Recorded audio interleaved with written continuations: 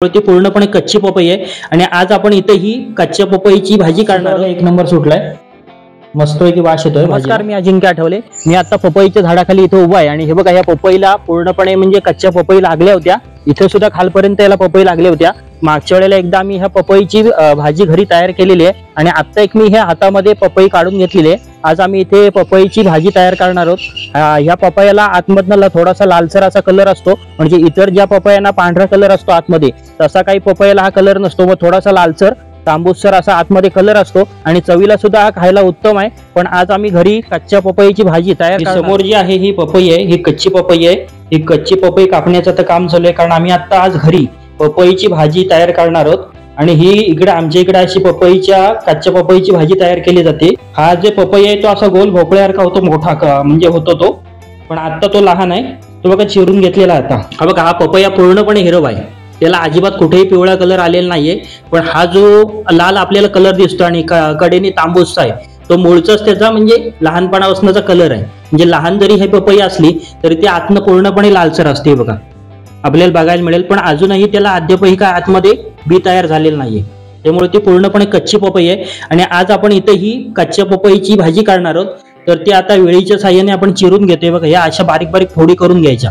ज्याप्रमाणे आपण दुधी भोपळ्याची भाजी करतो त्या पद्धतीवरती ही भाजी चिरून घ्यायची आणि नंतर वाटण वगैरे लावून ही पपईची भाजी बनवली. त्यासाठी इथे आपण आता कच्ची पपई बारीक चिरून घेतलेली आहे, म्हणजे त्याचे बारीक बारीक तुकडे करून घेतलेले आहेत इथे.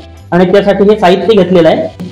इकडे आपण ही बारीक चिरून पपई घेतलेली आहे, त्याच्या फोडी करून घेतल्यात. त्याचप्रमाणे इकडे लसूण घेतलेली आहे, इकडे ही हिरवी मिरची आहे, हा कढीपत्ता आणि हे खोबरं खाऊन घेतलं आहे, ओलं खोबरं आहे, ते आपण व्यवस्थित चांगलं खाऊन घेतलं. आपण वेळेवरती बारीक कांदा चिरून घेतला होता, तो आपण आता लालसर करून परतून घेतोय आणि त्यामध्ये थोडंसं जिरं टाकलेलं आहे. ते आता कांदा परतवण्याचं काम चालू आहे. आपण जो आता हा कांदा परतवून घेतलाय त्यामध्ये आपण ही लसूण टाकणार आहोत. त्याचप्रमाणे हिरवी मिरची आपण घेतलेली आहे ती टाकायची, कढीपत्ता आणि हे खाऊन घेतलेलं ओला नारळ आहे, तो आपण हे खोबरं खाऊन घेतलेलं आहे, ते सगळं आपण आता मिक्सरला लावणार आहोत. मिक्सरच्या भांड्यामध्ये ते टाकणार आणि त्याचं आता वाटण व्यवस्थित अगदी पद्धतशीर करून घेणार आहे भाजी करता. आपण जी आता ही पपईची भाजी तयार करतो, ही पपईची भाजी थोडी जरा शिजायला वेळ जातो, कारण हा पपई पूर्णपणे कच्चा आहे. हा बघा, हा कडक आहे पपई पूर्णपणे, जरी लालसर आपल्याला दिसत असला तरी, कारण त्याचा रंगच लाल आहे. त्यामुळे कडक पपई असल्यामुळे तो शिजायला थोडा वेळ जातो. त्यामुळे ही भाजी आपण आता कुकरमध्ये लावणार आहोत, म्हणजे ती व्यवस्थित शिजून येते आणि झटकन भाजी तयार होते. तर आपण आता कुकरमध्ये भाजी तयार करणार आहोत. आता पहिलं तेल टाकलं आहे, या आपण आता त्या ह्या कुकरमध्ये तेल टाकून घेतलेलं आहे. ते आता व्यवस्थित आपण तापवून घेणार आहोत गरम होईपर्यंत.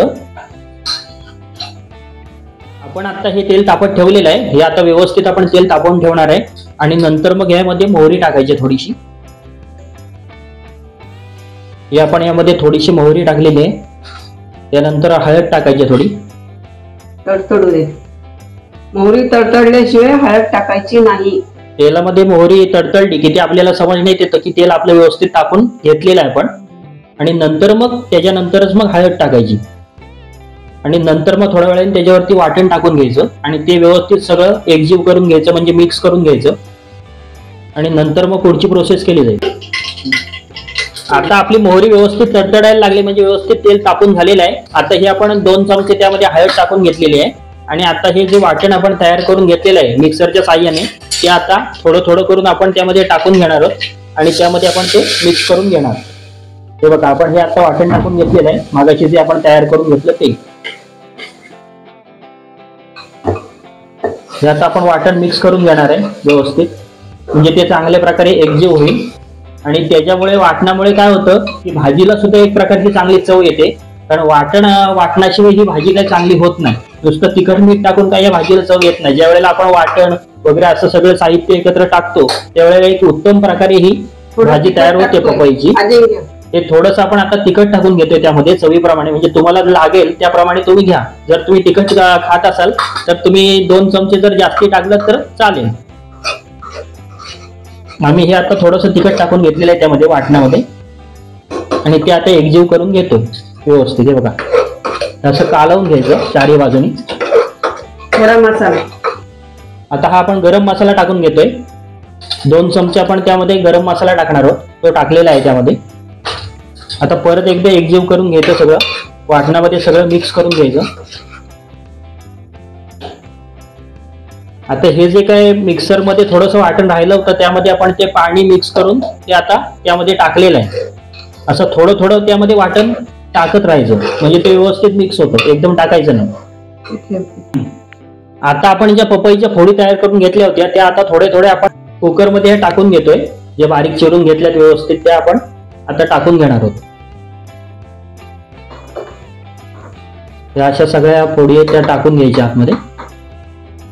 आणि ह्याच्या आधी आपण वाटण वगैरे सगळं जे काय हळद वगैरे असेल, मोहरी असेल, तिखट, त्याप्रमाणे गरम मसाला, असं सगळं साहित्य आपण आतमध्ये टाकून घेतलंय आणि ते सगळं भेळवून चांगलं एकजीव करून घेतलंय मिक्स करून. आता चवीनुसार थोडंसं त्यामध्ये मीठ टाकायचं.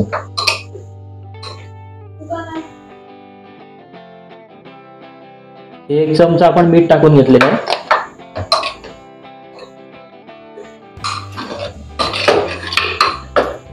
अशा प्रकारे आपण आता मिक्स करून घेतोय सगळं ती भाजी.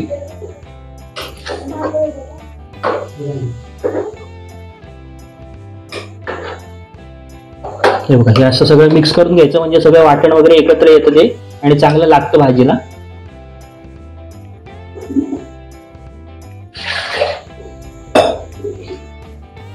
आता थोडंसं त्यामध्ये आपण पाणी घालणार आहोत म्हणजे थोडासा रस सुद्धा होईल.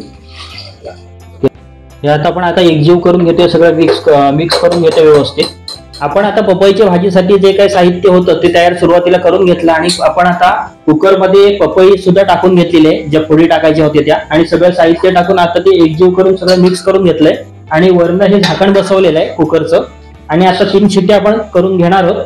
चांगलं मंद आचेवरती ते कुकर ठेवायचा आणि व्यवस्थित 3 शिट्ट्या करून घ्यायच्या म्हणजे ती एक चांगल्या प्रकारे एकजीव होते भाजी आणि ती व्यवस्थित शिजते. थोडासा जरा वेळ जातो पपई शिजायला कारण ती कच्ची पपई आहे, त्यामुळे कच्ची पपई ही शिजायला थोडी वेळ जाते. त्यामुळे ती कुकरमध्ये आपण आता भाजी तयार करून घेत आहोत.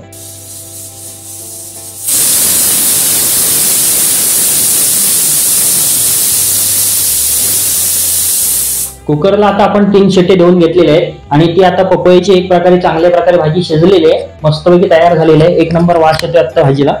हे बघा, हे असं चांगल्या प्रकारे ही आपली पपईची भाजी आता शिजून तयार आहे आणि वास सुद्धा बघा एक नंबर सुटलाय, मस्तपैकी वास येतोय भाजीला.